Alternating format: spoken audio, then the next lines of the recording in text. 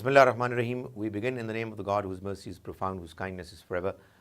We have been doing the second of the possibilities of why a noun would take the form of nasab in a statement.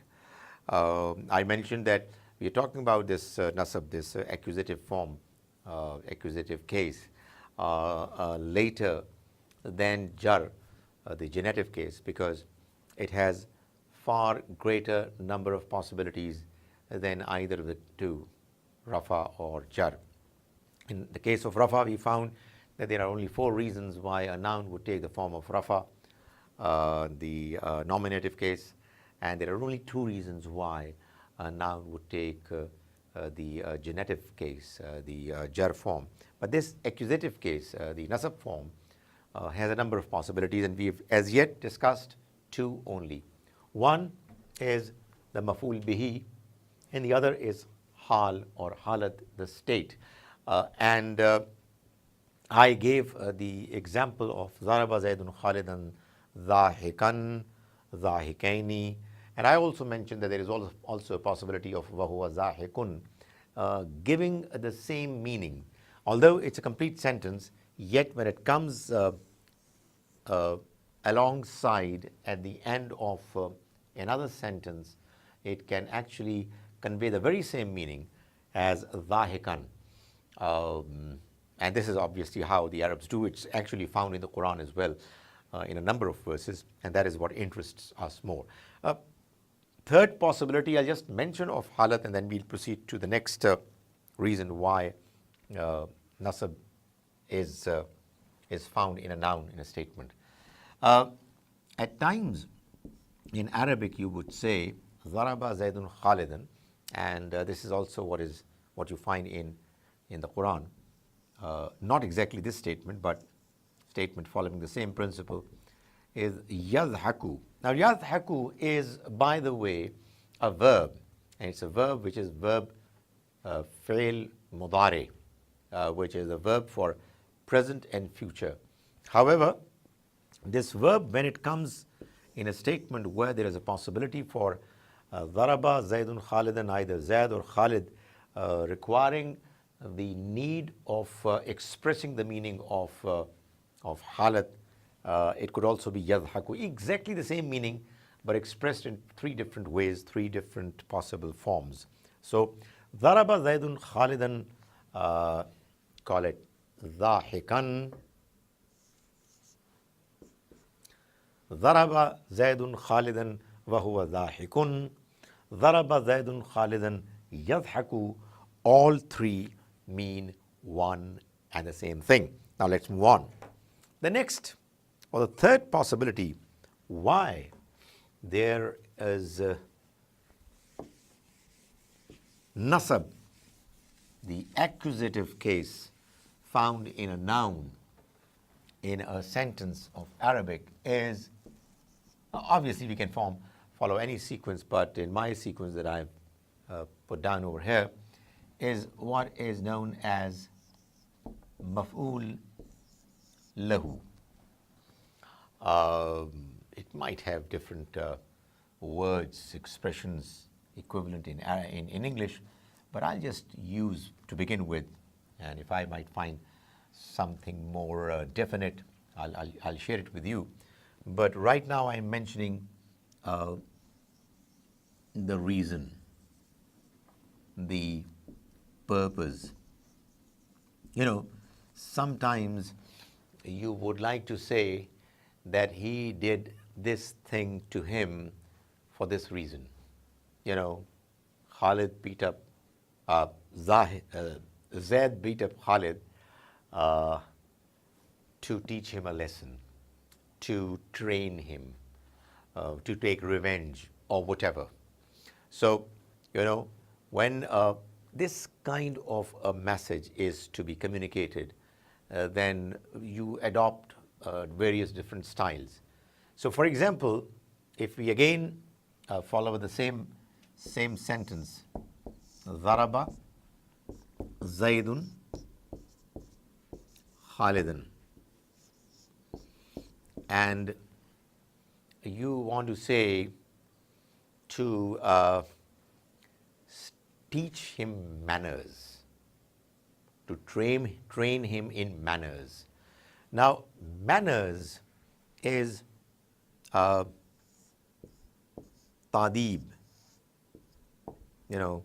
to discipline him, to give him a reason for him to restrict himself in the manner he is behaving. So, this is to discipline. Ta'deeb means to discipline.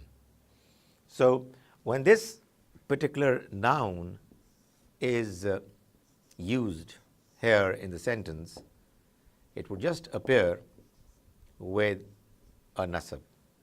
And the meaning would be Zaid beat up Khalid to actually discipline him, to teach him to behave properly, and so on.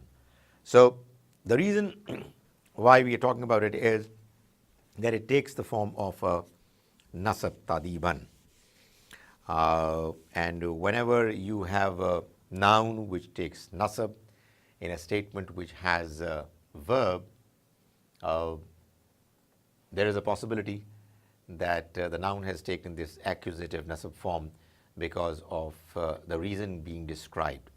I'll give you an example from the Quran, but what I would also like to mention here is that this is not the only way the reason for doing something is mentioned in Arabic.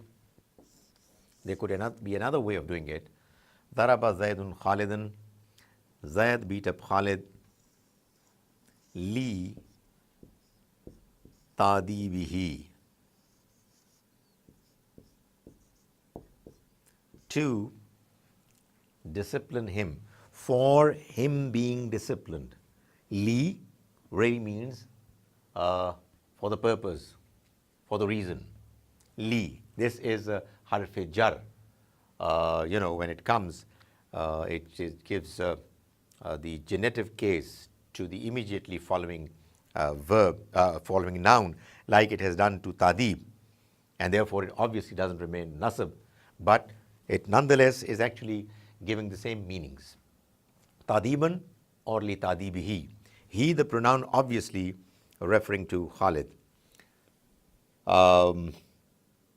Zaraba, beat up, Zaydun Zayd, Khalidan Khalid, li ta'deebihi, for him being disciplined, for his disciplining.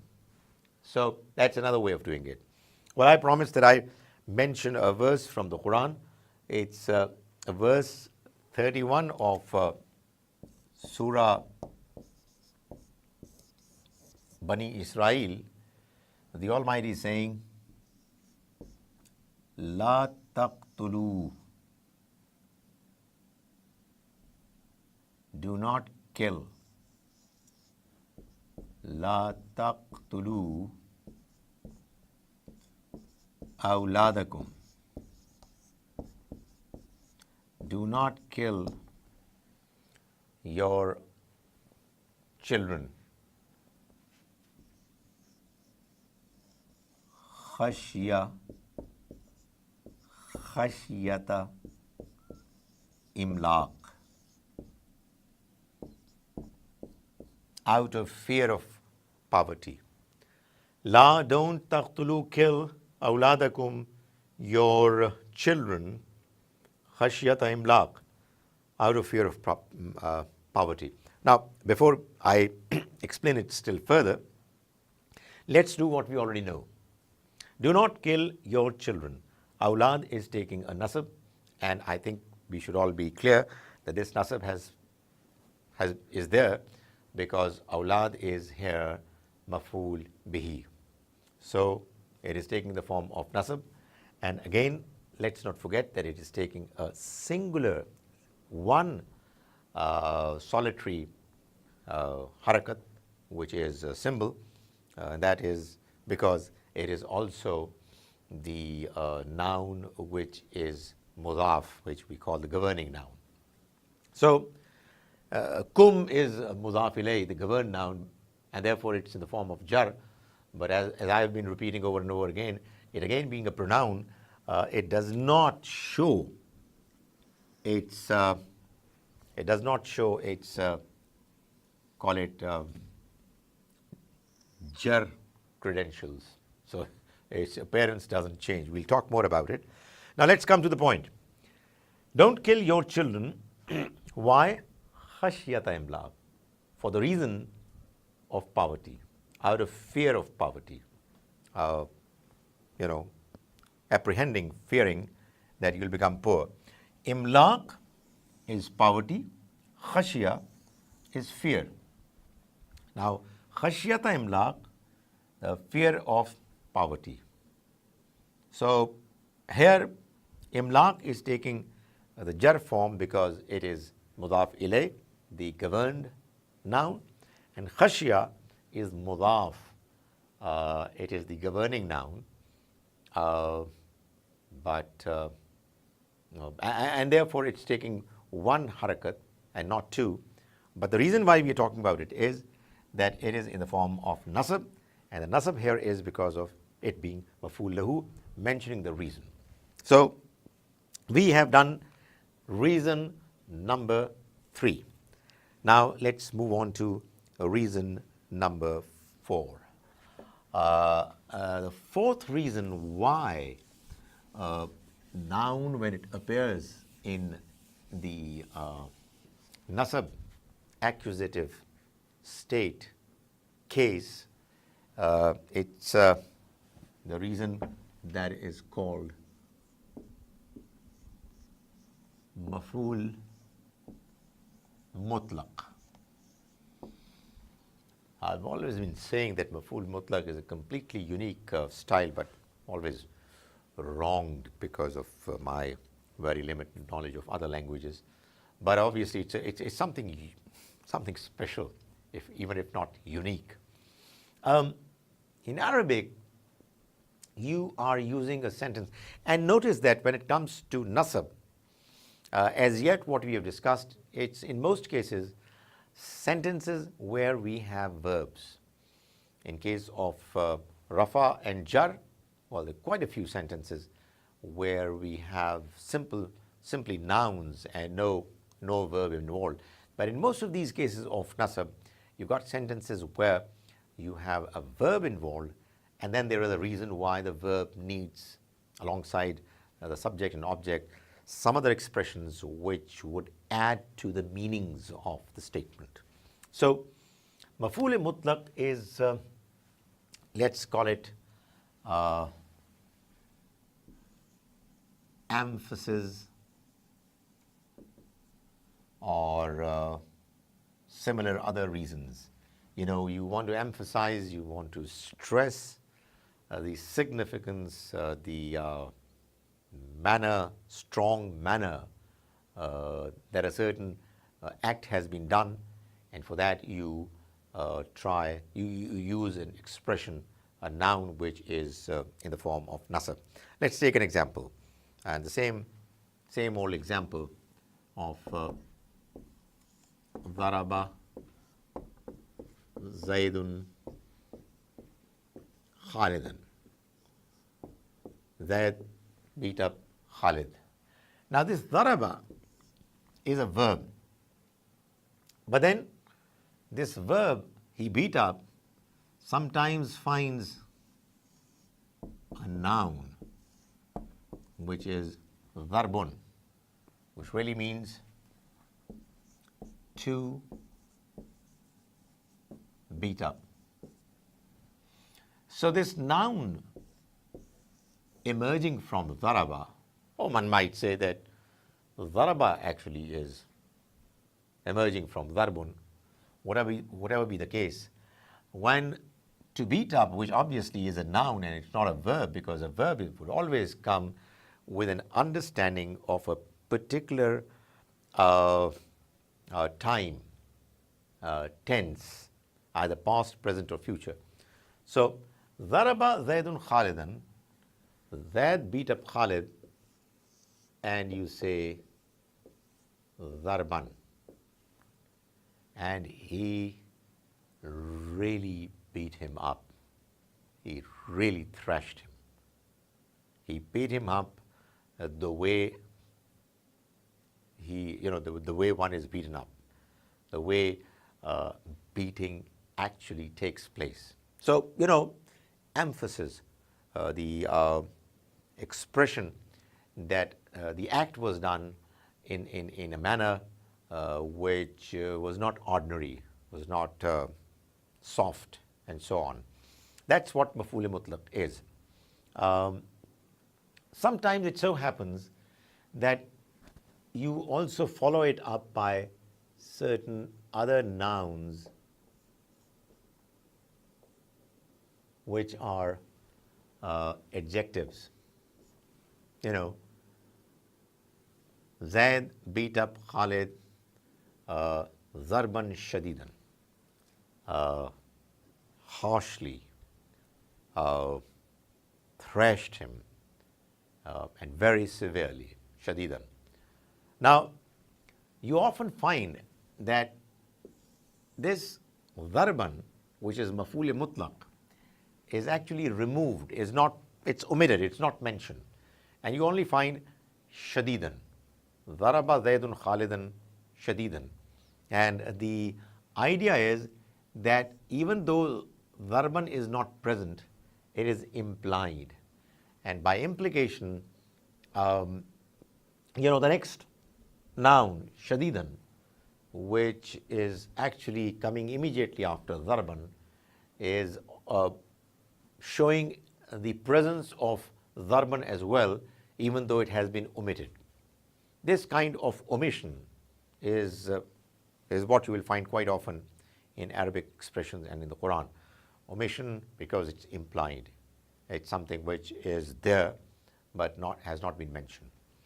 An example from the Quran that I would like to mention here is the example in Surah An-Nisa, the 4th Surah.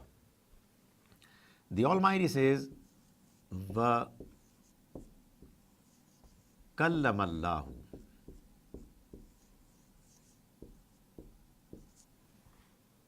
Kallama, he talked, spoke. Wa kallama Allahu, and Allah spoke, talked to. Allah is the subject, and that is why it's taking rafa. And obviously, when you have a verb, you want to have a doer of the verb, the subject, which is what Allah here is. وَكَلَّمَ اللَّهُ, and Allah spoke to Musa, Moses. But,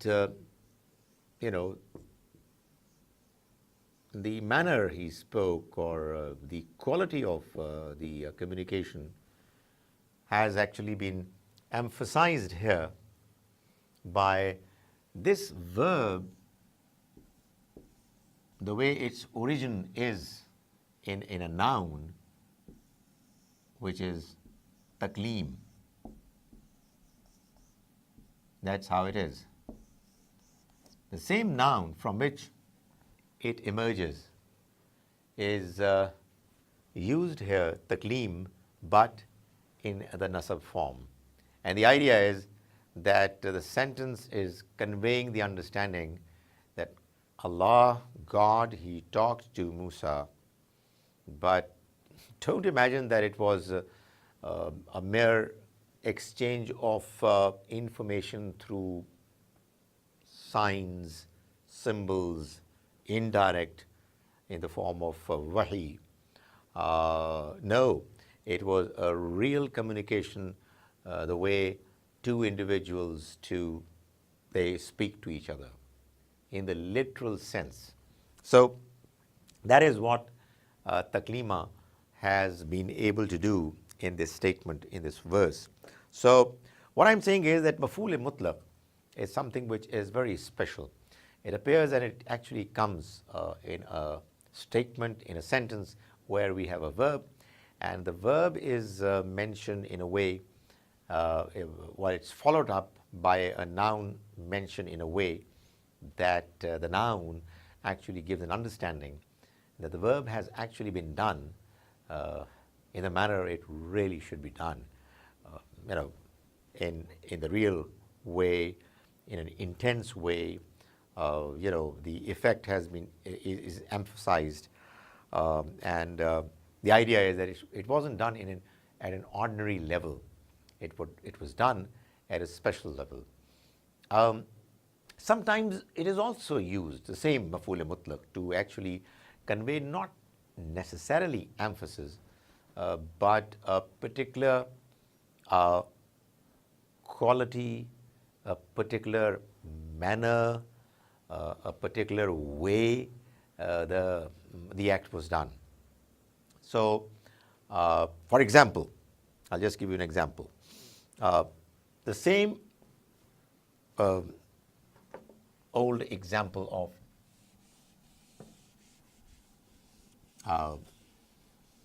Zaraba Zaidun Khalidan.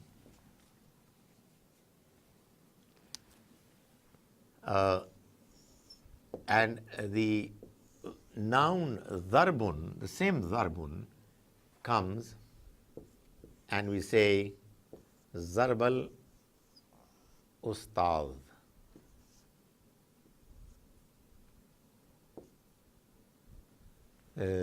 Zad beat up Khalid. The beating up of Ustaz. Ustaz's beating, the way a teacher beats up. Now, this nasab is because of maf'ul mutlaq, even though this time round it's not necessary that it's conveying the sense of something done intensely, something done in a manner which is much higher than the ordinary level. It's a sense which is actually giving the beating up done for a certain purpose, or it has a certain quality, it has a certain category in which it was done, or it can be confined to a certain category, like the manner a teacher would beat up. And this nasab is again going to be attributed to maf'ul mutlaq. And of course, now that you can see, that's what the advantage of repeating over and over again is, that this zarb is one symbol, harakat of nasab, because it is mudaf, the governing noun, and al-ustaz is mudaf ilayh. And not surprisingly, therefore, ustaz is taking the form of jar, which is the genitive case. So what we have seen is the fourth case, that there is nasab in a statement, and the nasab appears because of the fact that the noun belongs to the category of maf'ul mutlaq. It has come in many cases to convey the message of emphasis, to convey the message that it was done at no ordinary level, but at a pretty high level of its intensity. And sometimes it is also used to convey the sense that it was done for a particular purpose. The more you practice, the more you read, the more you would find that the shades of meaning are going to emerge, unfold themselves, so as to for you to be able to understand what are the different advantages of having these different types of mansubat, the accusative forms, nasabs.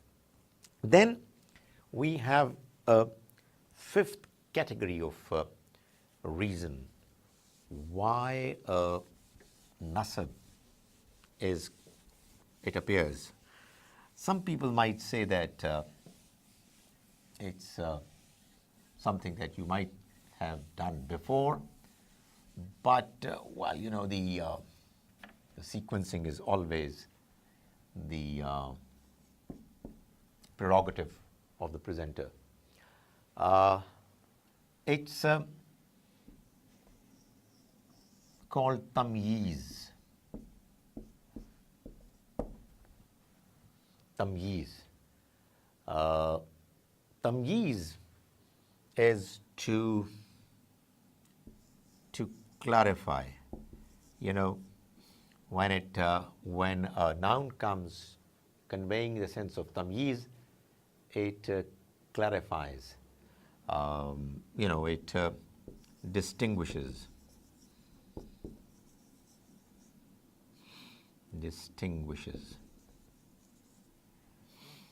Sometimes you want to say that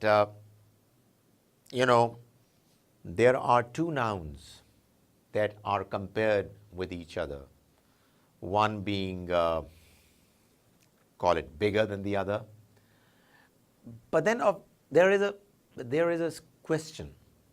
There is something which seems to be missing, and you want to clarify. That's where tamyiz appears. For example, for a change, and that's why I think that it coming in the fifth place is not a bad idea, because we're now done with the same old example of Zaraba Zaidun Khalidan. We are now here with, let's say, Zaid. Okay, let's not do away with our characters. Akbar. Zaidun Akbar min Khalid. Now this probably would help because we're now into examples, but the examples are actually helping us in revising what we've already done.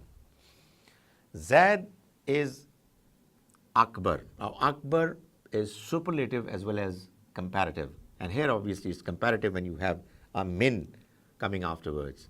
Akbar is here in the form of rafa, but it's just one and not two symbols, two tanween, dhamma. Why? We'll talk about it later. This obviously, despite the fact that it doesn't have an alif lam preceding it, but this is a full-fledged sentence. Zaid is Akbar. Zaid is mubtada and Akbar is khabar, inquisitive and enunciative. But min Khalidin, Zaid is bigger than Khalid.